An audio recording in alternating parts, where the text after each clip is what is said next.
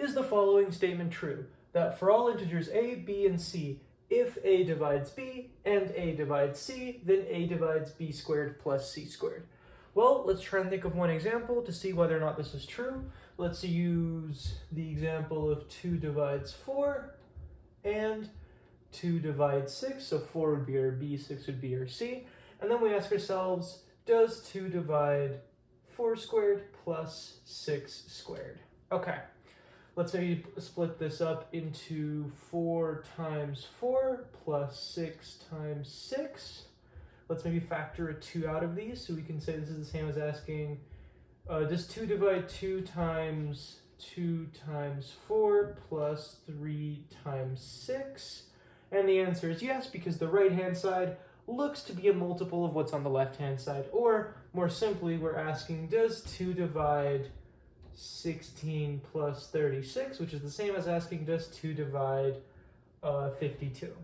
I think that's 52. Yes, that should be 52, and that's obviously true, because 52 can be written as 2 times 26, and hopefully this in here is going to be 26. 2 times 4 is 8. 3 times 6 is 18. 18 plus 8 is in fact 26. So yeah, this does coincide with this. So it's looking like the statement is in fact true. So let's go ahead and try and prove it. So firstly, we have to notice that this is a for all proof. How do we start all of our for all proofs? Well, we start by saying let. We say let a, b, and c be some sort of integers such that a divides b and a divides c and a is not equal to 0. If you're wondering where all this comes from, watch my previous simpler divisibility videos as to why I say a cannot be 0. Next, we use our definition of divisibility. Well, what does it mean for a to divide b? It simply means b is a multiple of a, or b can be written as a multiplied by something, where this something must be an integer. Similarly for c. So let's quickly mathematically just explicitly state that to the reader here. So we can say, then b is equal to 2, or not 2, my bad, a m, and c is equal to a n for some integers m and n. Of course, we have to define m and n because we've just introduced new variables. Have to explain what they are.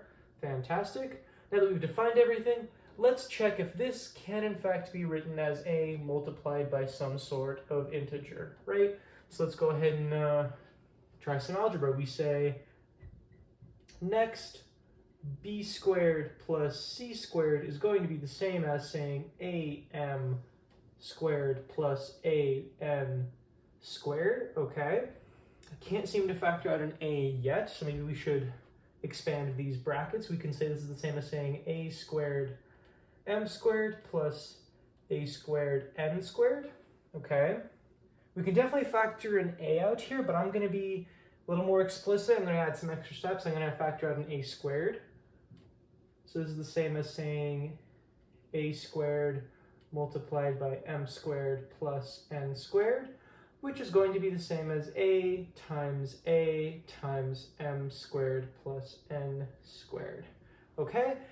Fantastic. We got this as a multiplied by something, and we just have to verify that this something in this huge big bracket here, maybe I'll even make it a square bracket so it's easier to discern from our round brackets. We just have to make sure that this is in fact an integer, and it should be, because m and n and a are all integers. An integer squared and an integer squared are still integers, and then adding integers together still gives you an integer. Multiplying an integer by an integer is still going to give you an integer.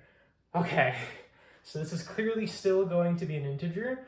So we can say where a multiplied by m² plus n² is in fact an integer.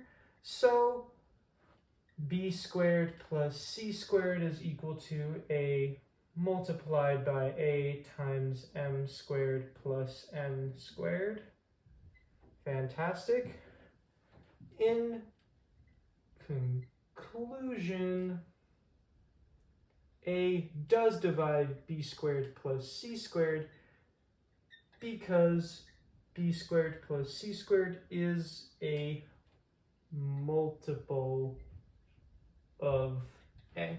Fantastic, we have now proven that this statement is in fact true.